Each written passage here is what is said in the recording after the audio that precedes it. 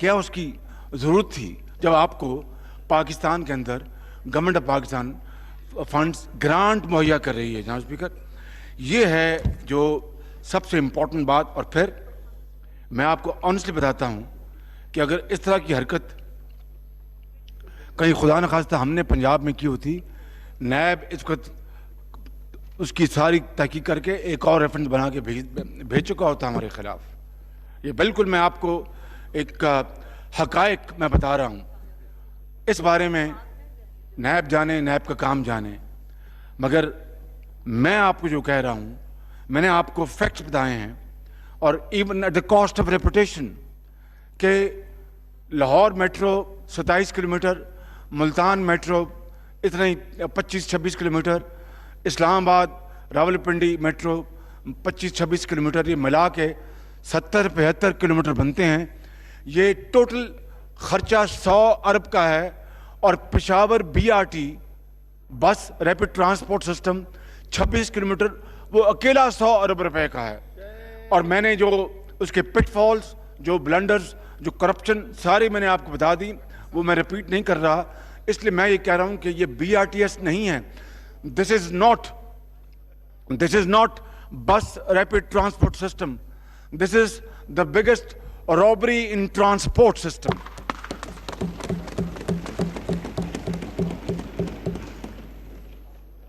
This is the biggest robbery in public transport system. ये BRTS का ये abbreviation बनता है जनाब स्पीकर। और मैंने आपको बता दिया किस तरह इन्होंने कटौतियां लगाई। और नैब के 2 DGs KPK के बदले जा चुके हैं पिछले चंद महीनों में। किस वजह से बदले, क्यों बदले, ये वो सवालिया निशान है जनाब स्पीकर, जो पूरी कौम, ये चुपते सवाल हैं जिसका जवाब पूरी कौम इनसे पूछना चाहती है।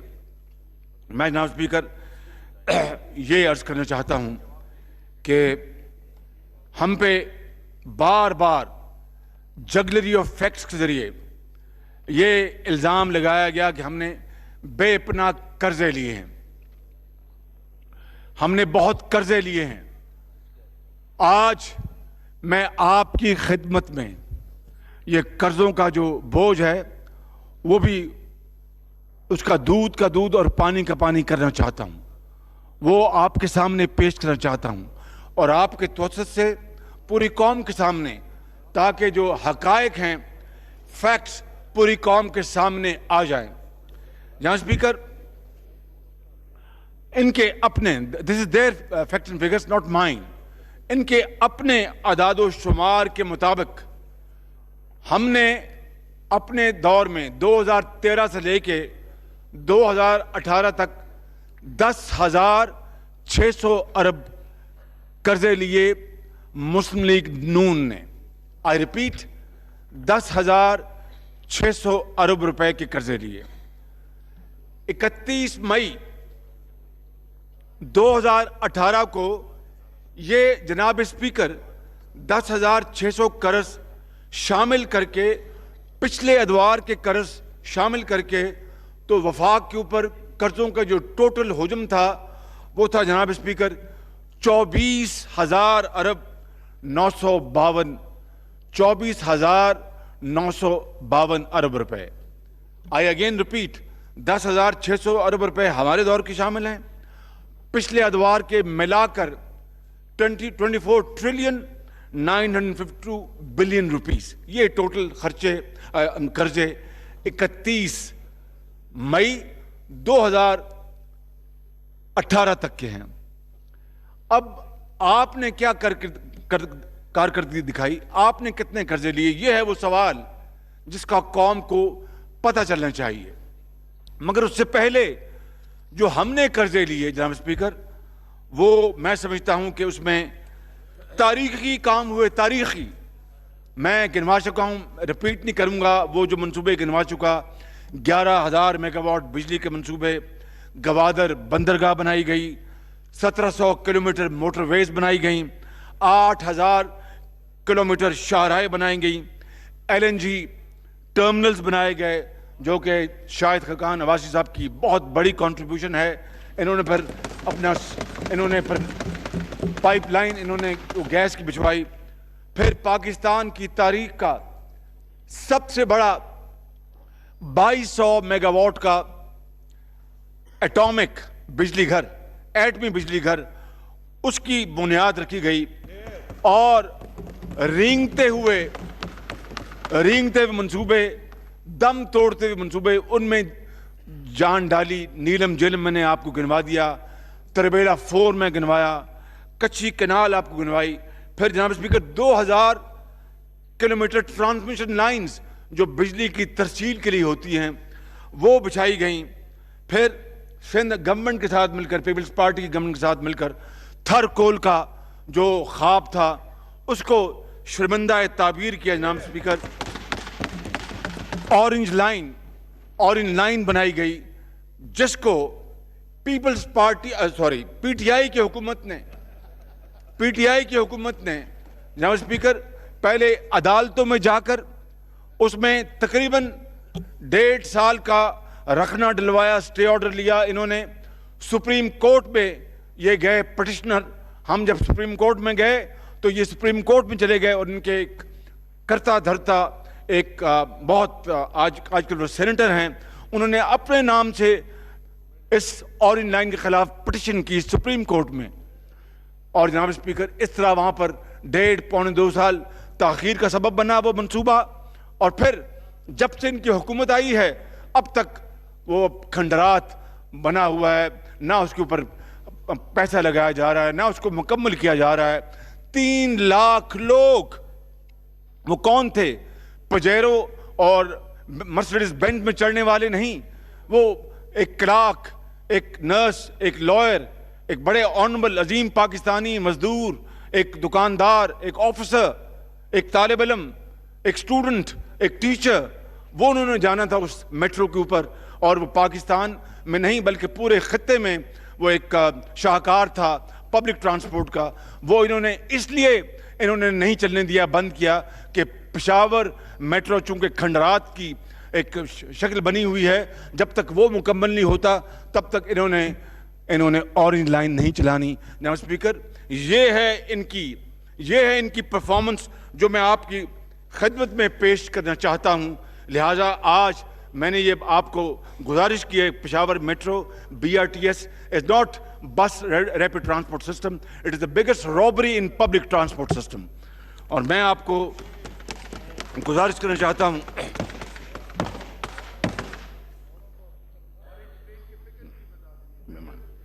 जनाब स्पीकर, अब राणा साहब आप इतनी जोर से मुझे डर लगता है कि आप ये टेबल ना तोड़ दे।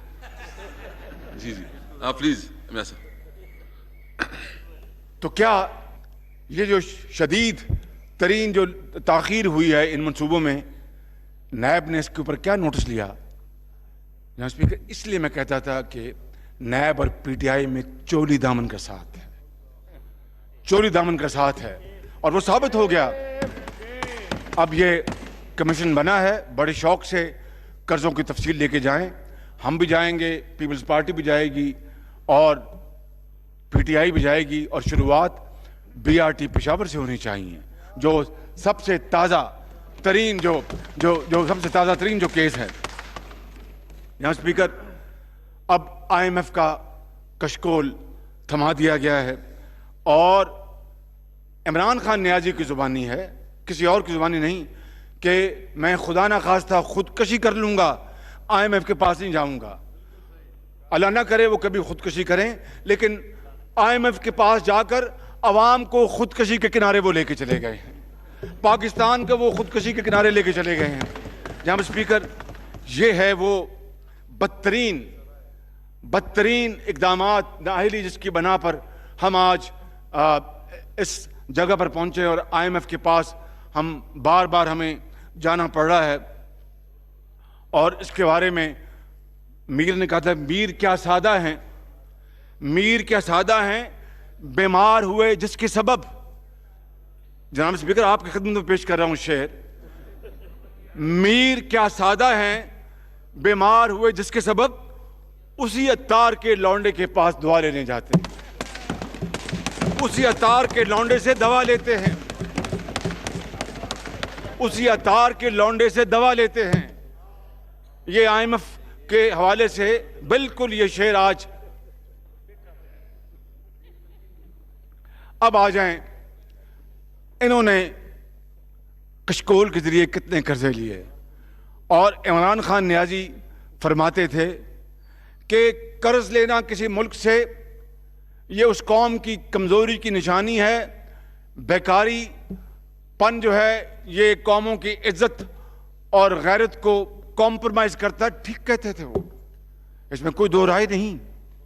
और मैं समझता हूं कि यहां इस हाउस में बैठे आयल के दोनों तरफ तमाम ऑनरेबल मेंबर्स की इस बात पे पूरा एका है कि हाथ फैलाना आपको कमजोर कर देता है, कौमों को बिल्कुल उसकी जो इज्जत और इंटेग्रिटी है उसके ऊपर बहुत बड़ा सवालिया निशान उठाता है।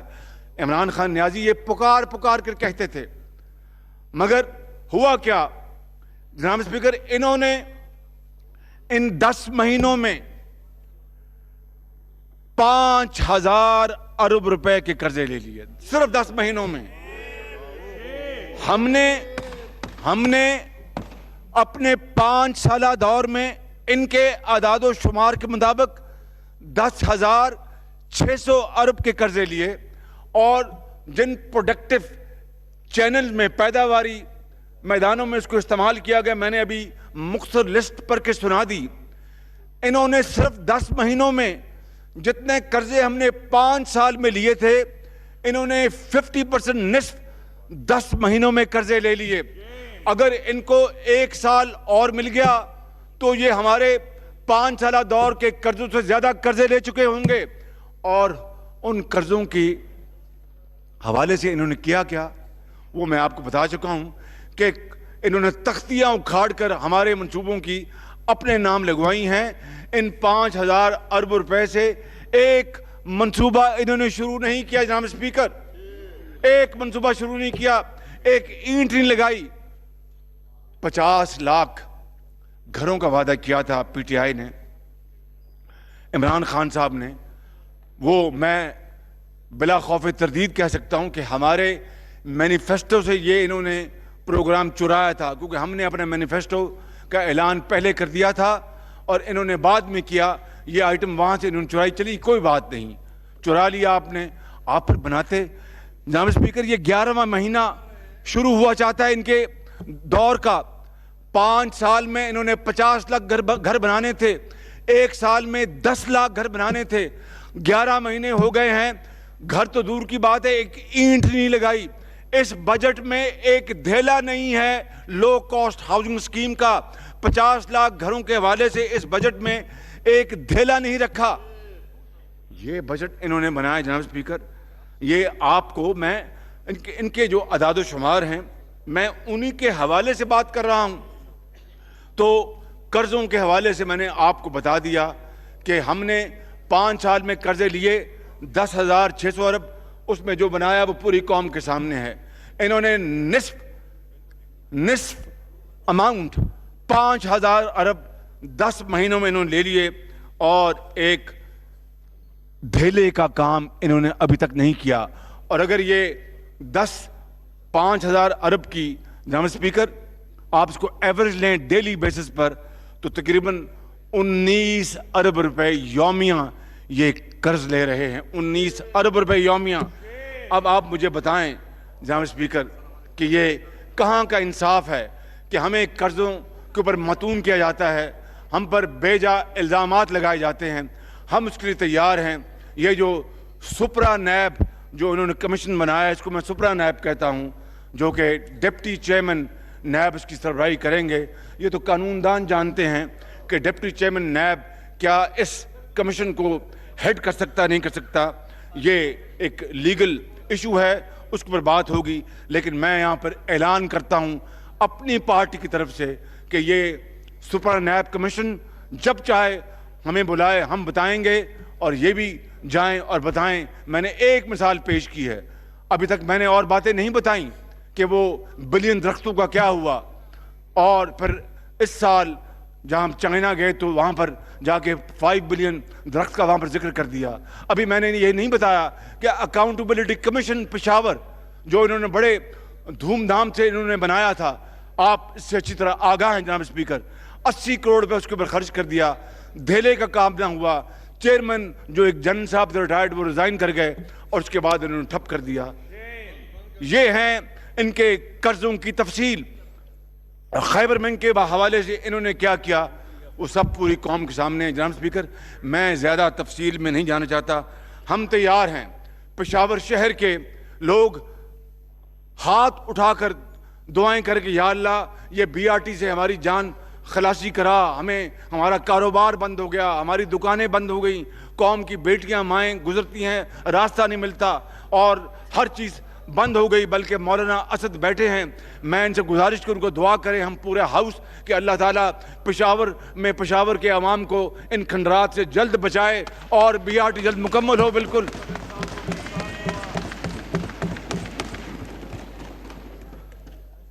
मौलाना असद का ख्याल है कि वो अलहदा, वो मेरा ख्याल है तखलिए में दुआ करेंगे शायद इसके लिए। जनाब स्पीकर, फिर इन्होंने इल्ज़ाम लगाया,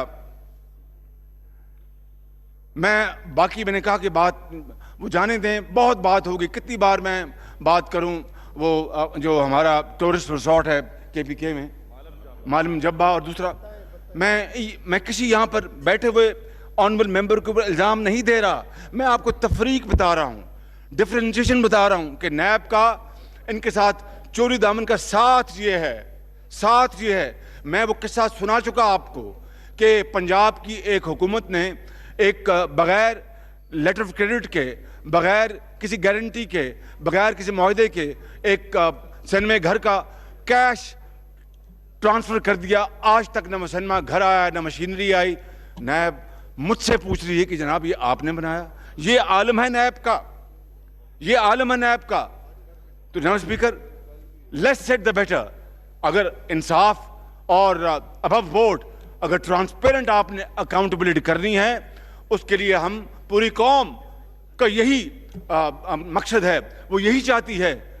but not pick and choose, not selective accountability. That is not accountability. That is worst kind of witch hunting, victimization, which we all condemn with full force at our command. Honorable Speaker, मैं आपको, इन्होंने फिर एक और इल्ज़ाम लगाया कि हमने कोई बंद नहीं बनाया। यानी अब बताइए, हकायक से ये नजरें चुराएं तो उसका तो कोई इलाज नहीं। द्यामेर भाषा डैम जो बंद जो है, उसके लिए हमारी हुकूमत ने, पीएमएलएन गवर्नमेंट ने 100 अरब से जायद रकूम खर्च करके जमीन खरीदी, 123 अरब, जिसका मैं बता चुका कि 2007 में जनरल मुशर्रफ ने वहां पर एक कौम के साथ संगीन मजाक किया था। वो हमारे दौर में द्यामेर भाषा डैम के लिए 123 अरब रुपए खर्च के जमीन खरीदी गई और अब काम इंशाल्लाह आगे बढ़ेगा। दासू डैम के लिए हमारे दौर में वर्ल्ड बैंक से उसकी जो फंडिंग मंजूर की गई। इन्होंने कौन सा बंद बनाया? हाँ, इन्होंने कारोबार बंद किया, इन्होंने दुकानदार को बंद किया, इन्होंने हुक्का बंद किया, इन्होंने किसान का रोजगार बंद किया, इन्होंने मजदूर का काम बंद किया, इन्होंने रोजगार में बहुत ज्यादा बंद लगाए और हर चीज को ताला लगा दिया। इनको क्या इस्तेहकाक है कि वो हमें कहें कि हमने कौन सा डैम बनाया और हमने कौन सा बंद बनाया? और फिर जनाब स्पीकर, आप गवाह हैं इस बात के, पूरी कौम गवाह है, ये ऑनरेबल मोअज़्ज़िज़ मेंबरान गवाह हैं कि किस तरीके से पीटीआई की लीडरशिप रुपए की कदर में कमी के हवाले से शदीद तरीन तनकीद करती थी। और इमरान खान साहब खड़े होकर कहते थे और उंगली खड़ा करके, ये इल्ज़ाम तो मुझ पर लगता है मैं उंगली खड़ा करता हूँ, मैं तो उंगली नहीं खड़ा करता, वो तो इमरान खान साहब उंगली खड़ी करते हैं, अंपायर वो हैं, वो उंगली खड़ी करते हैं। उन्होंने कहा कि 1 रुपया अगर कदर कम हो जाए डॉलर के मुकाबले में तो पाकिस्तान के कर्जों के ऊपर 100 अरब चढ़ जाता है और ये बहुत बड़ा जुल्म और बहुत बड़ी नाइंसाफी है। और आज देखें, आज कई सौ हजारों अरब चढ़ गए पाकिस्तान के टोटल बोरिंग के ऊपर, जो मैसिव डीवैल्यूएशन इनके जमाने से लेकर अब तक हुई है, और उससे क्या हुआ कि कारोबार तबाह हो गया। एक इंडस्ट्रियलिस्ट, एक इन्वेस्टर अपनी फिजिबिलिटी एक दिन के लिए उसके ऊपर एतबार नहीं कर सकता। It has gone haywire. हर चीज आज अगर वो कहता है कि इतने में मैं ये मुझे चीज पड़ेगी, शाम को उसकी कीमत जो है उसकी रीच से बाहर निकल जाती है। ये गैलपिंग। राणा साहब, आपको मेरे ख्याल नींद आ गई है। जी जी प्लीज। जी जी प्लीज। मेरे ख्याल राणा साहब को मेरी जो तकरीर है वो मौसीकी लग रही है, इसलिए नींद आ रही है।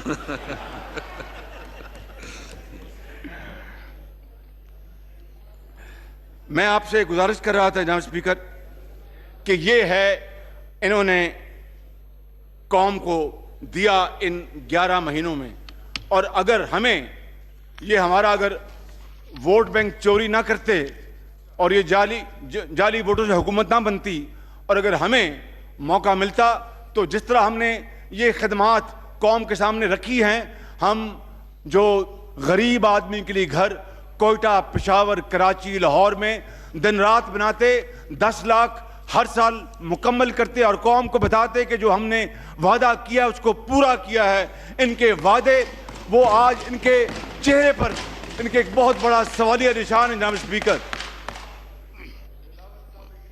जी जी जी जनाब स्पीकर, मैं ये कहना चाहूंगा कि इन्होंने घर तो एक नहीं बनाया आज तक 50 लाख में से, बजट में 1 रुपया नहीं रखा।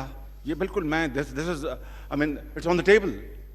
ये कोई मैं राम कहानी नहीं बता रहा। 1 रुपया बजट में 50 लाख घरों के हवाले से नहीं मुख्तस किया गया। अलबत्ता लाखों पाकिस्तानियों के घर दुकानें मुस्मार हुई हैं यहाँ पे इस्लामाबाद में, मगर बनी गाला को रेगुलराइज कर दिया गया। ये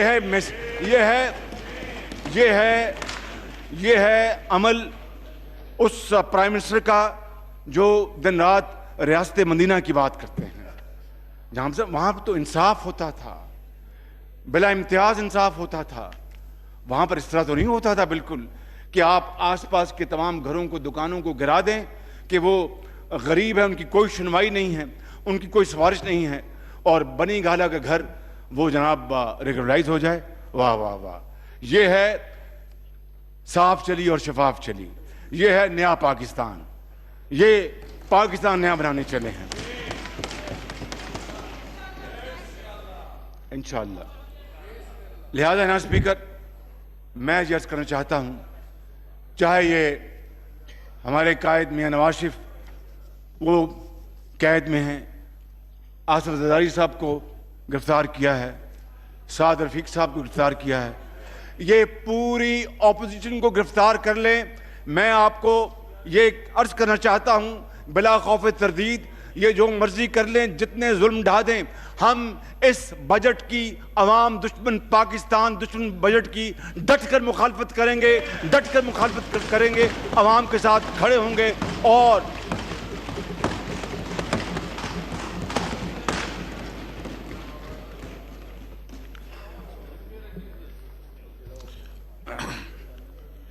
मियां साहब, कितना टाइम ये अभी थोड़ा काइंडली अगर वाइंड अप कर ले। सर मुझे तो अभी तो मैंने शुरुआत की है।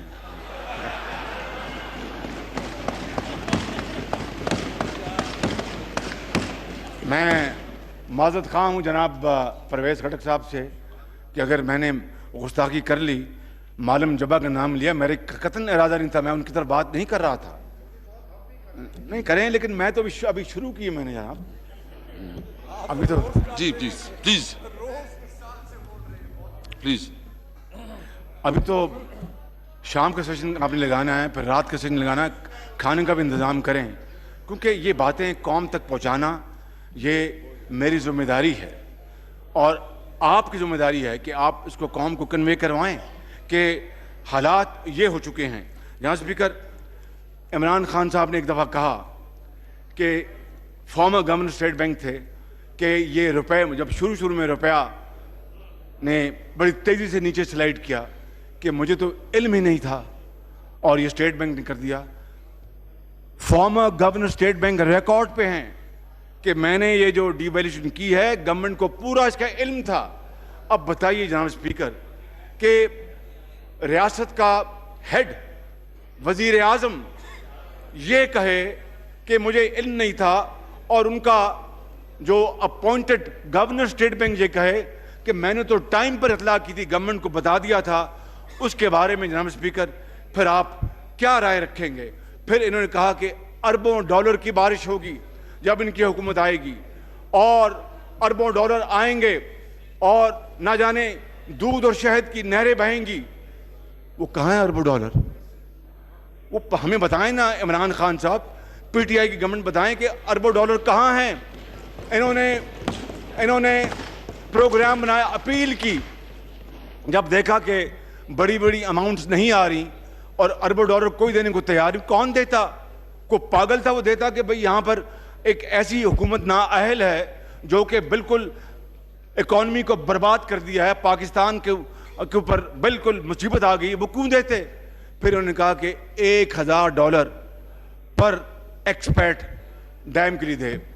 हम जानना चाहते हैं, बजट में इसका कोई जिक्र नहीं कि वो $1000 पर पाकिस्तानी जो दियारे गैर में दिन रात रिज़्क़ हलाल कमाते हैं, कितना पैसा वो पर हेड से आया।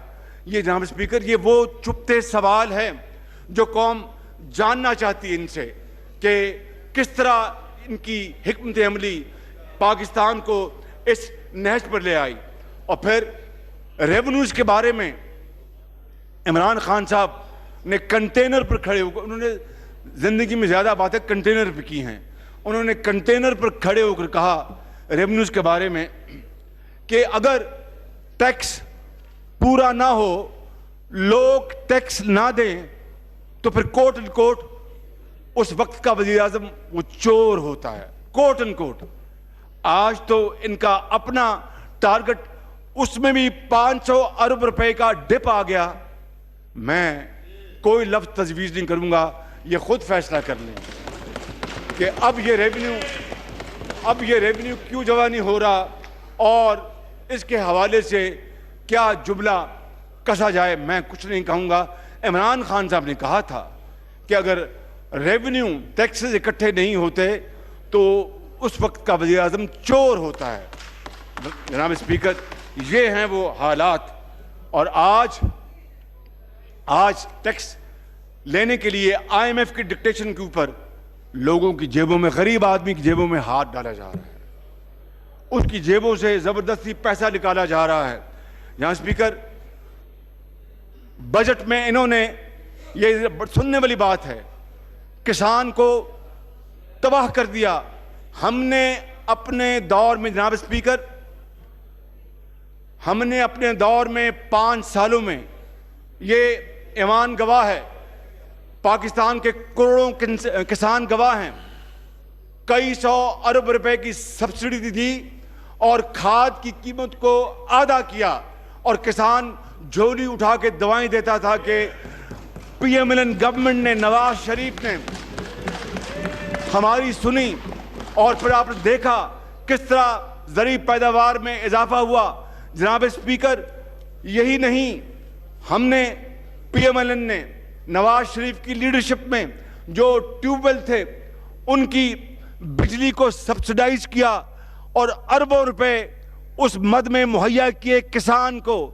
और तीसरी बात, बड़ी लंबी फहरिस्त है, मैं नहीं जाऊंगा। तीसरी बात, तारीख में इन 71 years history of Pakistan for the first time छोटे किसान को बिला सूद अरबों रुपए के कर्जे दिए गए, जिससे वो खुशहाल हुआ और जिससे उसने अपनी पैदावार को आगे बढ़ाया, इंस्ट्रूमेंट खरीदे।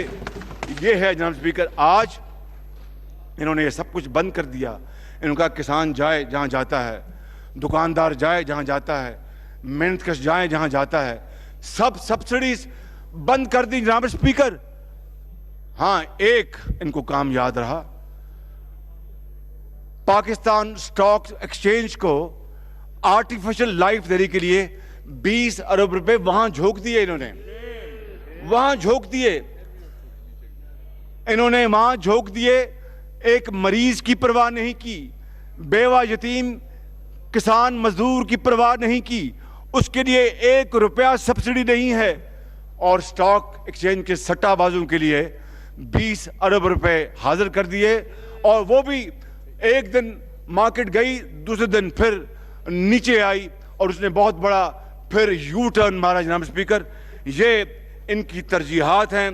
मैं इसके बारे में सिर्फ यही कहूँगा कि अल्लाह ताला से हमारी दुआ है कि अल्लाह ताला इनको हदायत दे कि IMF के मशवरों से परहेज करें और देखें कि पाकिस्तान के करोड़ों अवाम की क्या ज़रूरत है। उनको रोटी चाहिए, उनको जनाब स्पीकर उनको दाल चाहिए, उनको रोज़गार चाहिए, उनको इससे कोई गर्ज नहीं कि जनाब टैक्स इतने ज़्यादा लगेंगे, जनाब पॉलिसी रेट इतना ऊपर जाएगा और फलां चीज़ इस तरह होगी। उनको तो अपने घरों में उनका चूल्हा बुझ चुका है करोड़ों लोगों का।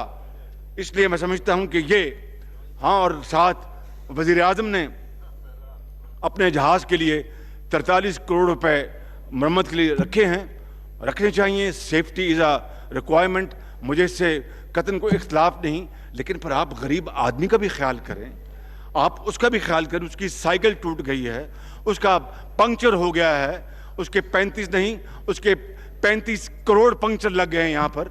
आप उसका भी ख्याल करें, उसकी दुख को, उसकी परेशानी को, उसकी मुसीबत को अगर आप नहीं देखेंगे तो कौन देखेगा जनाब स्पीकर। और अगर खुदा ना खास्ता अगर इन्होंने अपनी रवश तब्दील ना की जनाब स्पीकर के 20 अरब रुपए वहाँ पर स्टॉक एक्सचेंज में दे दें, हाजियों की सब्सिडी बंद कर दें, मरीज़ की दवाइयाँ मुफ्त उसको बंद कर दें, इलाज जो मुफ्त था उसको बंद कर दें, PKLI को बंद कर दें, मुजफ्फरगढ़ के स्टेट ऑफ द आर्ट अस्पताल को बंद कर दें, बाकी सूबों को फंड न दें, तो ये खुदादाद मुल्क पाकिस्तान इस तरह पर आगे नहीं बढ़ेगा। फिर खुदा न खास्ता मेरे मुंह में खाक, फिर खुदा न खास्ता खूनी इंकलाब आ सकता है। जनाब स्पीकर, हमें उसकी फ़िक्र करनी चाहिए। मैं आपको ये कहना चाहता हूँ कि हम जानते हैं कि जब मामलात और बिगड़ गए तो ये फिर कपड़े झाड़ेंगे और भागने की कोशिश करेंगे। हम इनको भागने नहीं देंगे, बिल्कुल।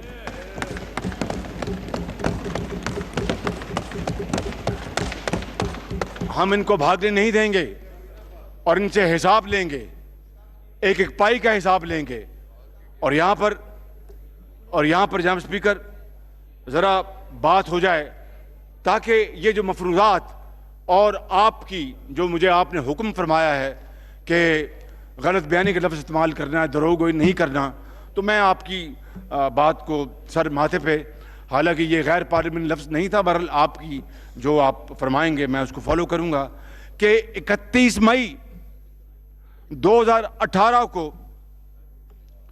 डॉलर की कीमत जनाब स्पीकर 115 रुपए और 78 पैसे थी।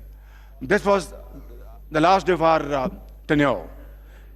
31 मई 2018 को 115 रुपए और 78 पैसे थी। जनाब स्पीकर, आज कहाँ पहुंच गया डॉलर?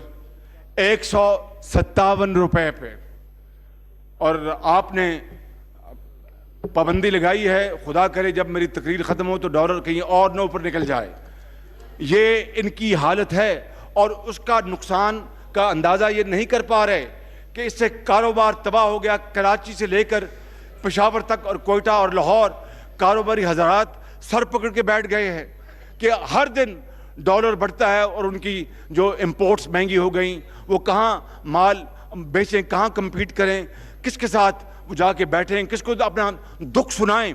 और लाखों लोग बेरोजगार हो चुके हैं जनाब स्पीकर। इसी तरह पेट्रोल को ले लें, इसी तरह गैस को ले लें।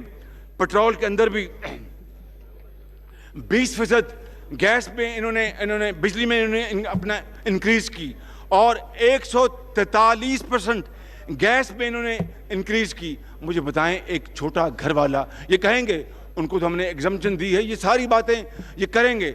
सवाल ये पैदा होता है कि जाके आप पूछें बाजार में कि किस भाव जिंदगी उनको ऊपर तंग कर रही है। बेचारे पेट्रोल खरीदें, गैस खरीदें, बिजली का बिल दें। आज अगस्त के महीने में जब उनको बिल आएंगे तो पूरी की पूरी तनख्वाह उनकी खत्म हो जाएगी, मगर बिल उनसे अदा नहीं हो सकेंगे। कहां से वो घर का राशन लाएंगे और बच्चों को स्कूल भिजवाएंगे और बूढ़ी माँ बाप का इलाज करवाएंगे। जनाब स्पीकर, ये है वो एक दिल खराश मरला जो आज इस बात का तकाजा करता है जनाब स्पीकर कि हम डट कर इस बजट की मुखालफत करें और उनको मजबूर कर दें कि ये अवाम की ख्वाहिशात का बजट दोबारा लेके आए, उसके ऊपर दोबारा हाउस में बहस हो और उसको हम आगे लेके चलेंगे। अवाम दुश्मन बजट को हम आगे लेके नहीं चलेंगे। बिल्कुल जनाब स्पीकर, मैं ये भी आपको अर्ज कर दूं मसला मैं साहब, आपने खुर्शीद शाह साहब का रिकॉर्ड तोड़ दिया। खुर्शीद शाह साहब ने नहीं सर, 11 से 1 बजे हमने ब्रेक किया, कुछ 1 बजे कुछ, हाँ, और अभी भी 2 बजे हैं। तो मेरा ख्याल है खुर्शीद शाह साहब का रिकॉर्ड तोड़ दिया मियां साहब ने। जी प्लीज, मियां साहब प्लीज, जी।